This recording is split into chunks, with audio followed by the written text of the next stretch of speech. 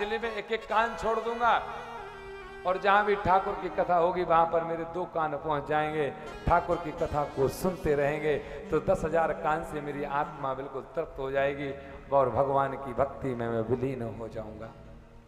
ये है भाव।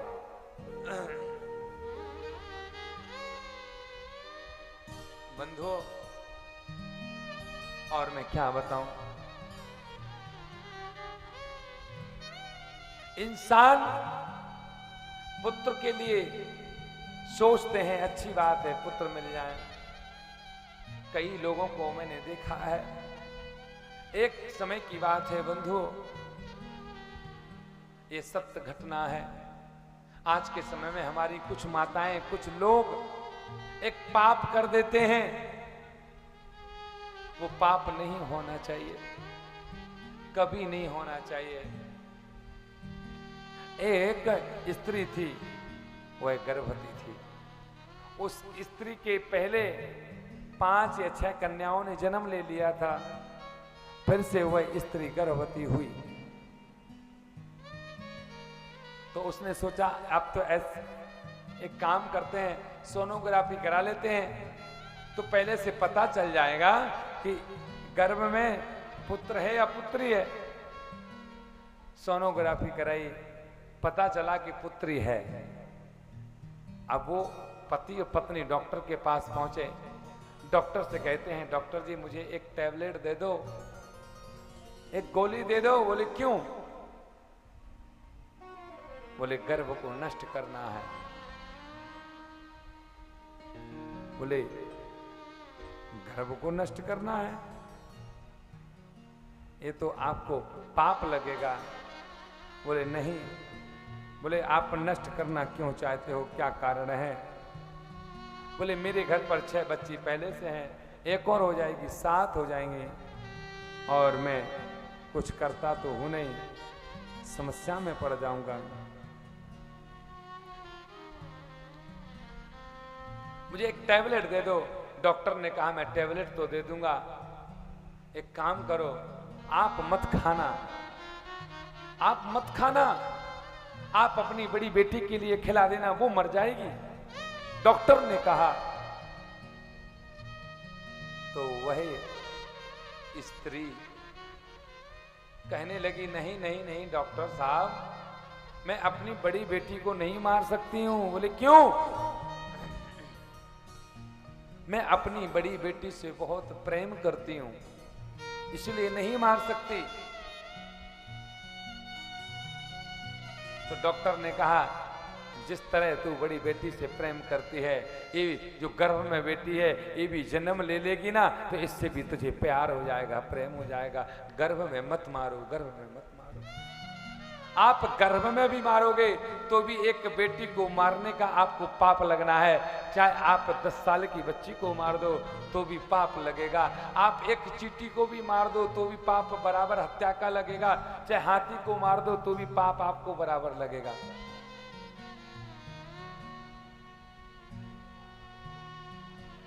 आत्मा तो एक है, शरीर चाहे जितने बड़े हो जाएं। जो लोग सोचते हैं पुत्र होना चाहिए, वो गलत है। बोए जाते हैं बेटे, बोए जाते हैं बेटे। बेटी की क्या कहना, बेटी क्या होती है कोई समझ ही नहीं सकता है। बोए जाते हैं बेटे पर उग जाती हैं बेटियां। हम गर्भपात तो इसलिए कराते हैं या गर्भ धारण इसलिए कराते हैं कि हमारे यहां पर पुत्र होना चाहिए, पुत्री नहीं होना चाहिए। बोए जाते हैं बेटे पर उग जाती हैं बेटियां। खात पानी बेटों को पर लहराती हैं बेटियां। मेहनत करते हैं बेटे पर अव्वल आती हैं बेटियां। स्कूल जाते हैं बेटे पर पढ़ जाती हैं बेटियां। स्कूल जाते हैं बेटे पर पढ़ जाती हैं बेटियां। जब खूब रुलाते हैं बेटे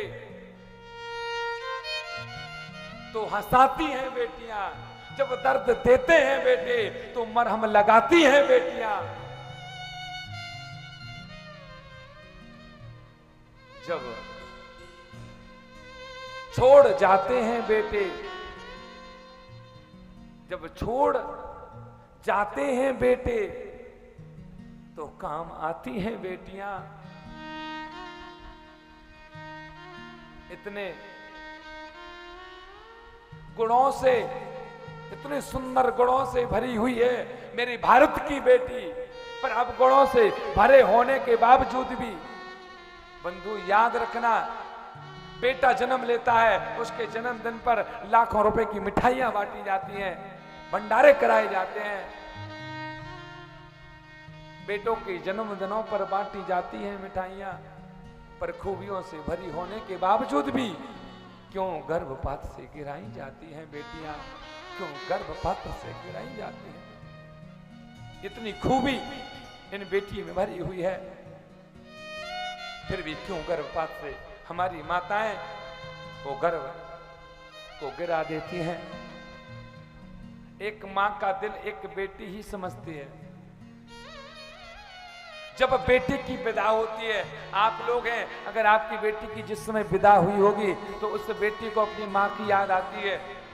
संसार सादर भले ही मिली एक माता और भगनी मिली बहुत मुस्काता। एक स्त्री, एक माँ का दिल एक ऐसा होता है, संसार में जब सभी लोग ठुकरा देते हैं तो एक माँ है और एक बेटी है जो अपना लेती है, बाकी तो सब धक्का दे देते हैं, ठुकरा देते हैं। और ये बेटी जब अपने ससुराल जाती है तो क्या कहती है, जब विदा होती है, मत रो मैया क्यों रोती है, मत रो मैया क्यों रोती है, बेटी पराया धन होती है, बेटी पराया धन होती है। बेटी तो पराया धन है, धनी की हो या निर्धन की, बेटी की हो या निर्धन की, बेटी पराया धन होती, बेटी पराया धन होती। आपके घर में अगर बेटी है, वो एक बेटा है, आप बेटे को भले ही मत पढ़ाना, चल जाएगा, लेकिन बेटी को अवश्य पढ़ाना, बेटी को जरूर आप शिक्षा प्राप्त कराना।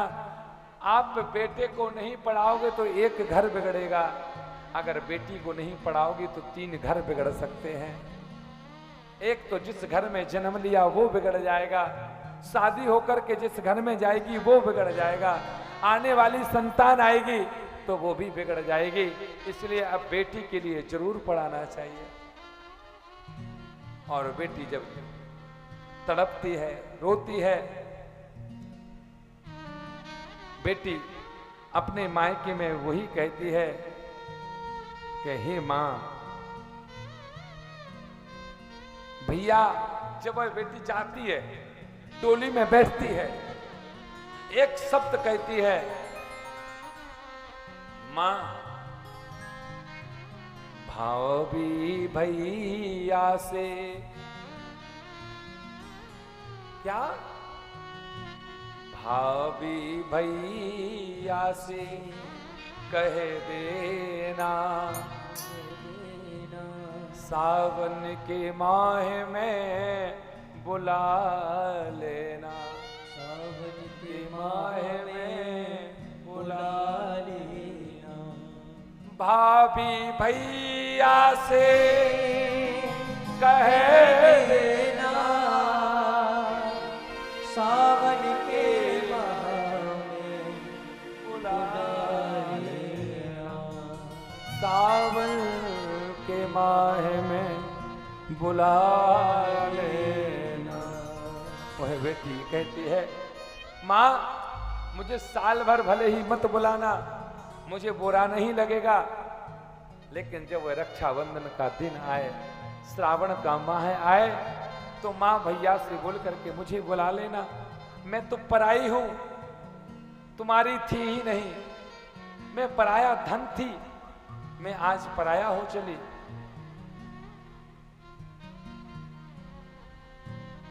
एक डोली सजी, एक डोली चली, एक अर्थी चली। एक डोली चली, एक अर्थी चली। दोनों में फर्क क्या है बता दे सके। दोनों में फर्क क्या है बता दे सकी। जब एक बार ऐसा समय आया कि एक डोली और एक अर्थी चलते चलते चलते आपस में एक जगह मिल जाती है। डोली कहती है अर्थी से, वो अर्थी कहती है डोली से। अर्थी ने डोली से कहा, तू कहां जा रही है, कहां जा रही है? तो डोली कहती है, मैं विदा हो चली, मैं विदा हो चली। विदा होकर के मैं पिया के घर जा रही हूं। और अर्थी कहती है, तू विदा हो चली, मैं अलविदा हो चली।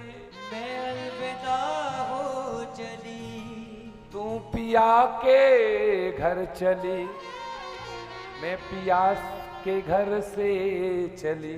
तू पिया के चली, मैं पिया के घर से चली। बस यही फर्क है, मैं अपने पति के दरवाजे को छोड़ करके चली आई हूं और तू वहां पर जा रही है, यही फर्क है। मांग तेरी भरी, मांग मेरी भरी। मांग तेरी भरी, मांग मेरी भरी। दोनों में फर्क क्या है बता दे सकी। दोनों में फर्क क्या है बता दे सकी। मांग तेरी भी भरी है, मांग मेरी भी भरी है, लेकिन अगर सच्ची पत्नी तो वही होती है जो मांग जितनी लंबी लगाती है उसको अपने पति की उतनी ही चिंता होती है। शहरों में मांग को लंबा भरना मजाक नहीं है और ना मजाक करना चाहिए। वो सच्ची संस्कृति की स्त्री है जो अपने मांग में लंबा सिंदूर भरती है, अपने पति के नाम का भरती है। और आज की महिलाओं का तो पता ही नहीं है कि मांग भरती हैं या नहीं भरती हैं। पता नहीं चलना चाहिए कि मैं शादीशुदा हूं, मेरी शादी हो चुकी है। हम उस देश के वासी हैं जिस देश में गंगा बहती है। हम ऐसे देश से हैं जिस देश में विदेश के लोग आते हैं गंगा जल लेने के लिए। बिना गंगा जल के मुक्ति नहीं होती है, बिना गंगा जल के स्नान किए पाप नहीं धुलते हैं। ठाकुर ने मेरे देश में जन्म लिया। कि अमेरिका में ठाकुर जी जन्म ले लेते तो फिर कैसे जाते?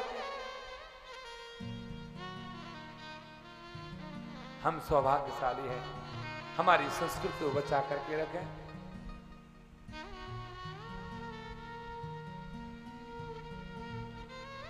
ये हमारी संस्कृति है।